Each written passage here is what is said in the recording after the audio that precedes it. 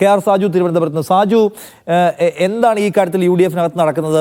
Serious ആയിട്ടുള്ള എതിരഭിപ്രായങ്ങൾ UDF-നകത്തുണ്ടോ? അതായത് നമ്മൾ ആ വിഷയം അജണ്ടയിലേക്ക് കൊണ്ടുവരേണ്ടതില്ല. ഇപ്പോൾ നേരത്തെ സംസാരിക്കുമ്പോൾ ഷിബു ബേബി ജോൺ അപ്പുറത്തും ഇപ്പുറത്തും ഇല്ലാതാണ് അദ്ദേഹം അഭിപ്രായം പറഞ്ഞത്. പക്ഷെ അത് അജണ്ടയിൽ എടുക്കേണ്ടതില്ല എന്ന അഭിപ്രായമാണോ ഷിബുവിനെ അല്ലെങ്കിൽ VD സതീശനെ പോലുള്ള ആളുകൾക്കുള്ളത്?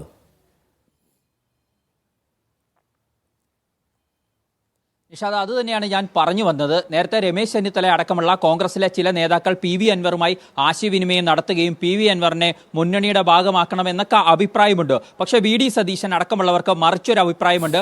അങ്ങനെ കോൺഗ്രസിൽ മറിച്ചൊരു അഭിപ്രായം ഉണ്ടാകാൻ വേറൊരു കാരണവുമുണ്ട്. PV അൻവറിനെ കോൺഗ്രസിലേക്ക് കൊണ്ടുവരികയാണെങ്കിൽ നിലമ്പൂരിലെ നിലവിൽ കോൺഗ്രസ് മത്സരിക്കുന്ന സീറ്റാണ്. ആ സീറ്റ് PV അൻവറിന് കൊടുക്കേണ്ടി വരും. അത് മലപ്പുറം DCCയിൽ ഉണ്ടാക്കാവുന്ന ചില പ്രശ്നങ്ങളുണ്ട്. ആര്യാടൻ ഷൗക്കത്ത് അടക്കമുള്ളവരുമായി ബന്ധപ്പെട്ട് ചില പ്രശ്നങ്ങൾ ഉണ്ടാകും എന്നത് ഉറപ്പാണ്. അതുകൂടി മുന്നിൽ കണ്ടുകൊണ്ടാണ് സമയമായിട്ടില്ല എന്ന സമീപനം UDF ചെയർമാൻ കൂടിയായ VD സതീശൻ അടക്കമുള്ളവർ എടുക്കുന്നത് എന്നുകൂടി നമ്മൾ തിരിച്ചറിയേണ്ടതുണ്ട്. പക്ഷേ ഘടകകക്ഷികളെ സംബന്ധിച്ചിടത്തോളം കഴിഞ്ഞ ഉപതെരഞ്ഞെടുപ്പിൽ അൻവർ എടുത്ത ഒരു സമീപനം കൂടി മുന്നിൽ വെച്ചുകൊണ്ടാണ് RSP എതിർപ്പ് ഉന്നയിക്കുന്നത്. അൻവറിന്റെ യഥാർത്ഥ രാഷ്ട്രീയ സമീപനം എന്ത് എന്ന കാര്യം വിശദീകരിക്കട്ടെ. ഒരു പിണറായി വിരുദ്ധത പറയുന്നു എന്നതിന്റെ പേരിൽ മാത്രം ഒരാളെ മുന്നണിയിലേക്ക് ക്ഷണിക്കേണ്ടതില്ല. ആദ്യം അയാളുടെ രാഷ്ട്രീയ നിലപാട് സുവ്യക്തമായി അവതരിപ്പിക്കട്ടെ. അതിനുശേഷം UDF-ലേക്ക് വരാൻ ആഗ്രഹമുണ്ടെങ്കിൽ അത് പരസ്യമായി പറയട്ടെ. അതിനുശേഷം UDF-ൽ ചർച്ച ചെയ്തുകൊണ്ട് തീരുമാനങ്ങളിലേക്ക് പോകാം എന്നാണ് CMPയുടെ നിലപാട്.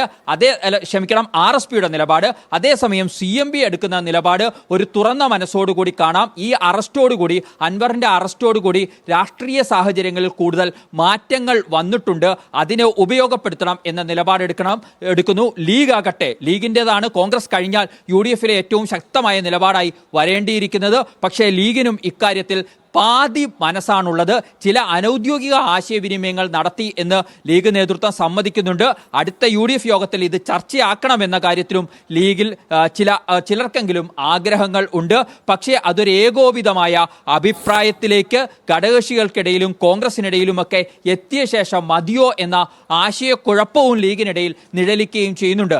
ഇങ്ങനെ അൻവറിനെതിരായ അറസ്റ്റ് അടക്കമുള്ള നടപടികളിൽ അൻവറിനൊപ്പം നിൽക്കണമെന്ന നിലപാട് ഒറ്റക്കെട്ടായി പറയുന്ന UDF അൻവറിനെ മുന്നണിയിലെടുക്കുന്ന കാര്യം ചർച്ചയിലേക്ക് വരുമ്പോൾ വ്യത്യസ്തമായ നിലപാടുകളുടെ കേന്ദ്രമായി ഘടകകക്ഷികളും പാർട്ടികൾക്കുള്ളിലൊക്കെ തന്നെ മാറുകയാണ് എന്നാണ് നമ്മൾ ഈ ഘട്ടത്തിൽ വിലയിരുത്താൻ കഴിയുന്നത്. നിഷാദ്.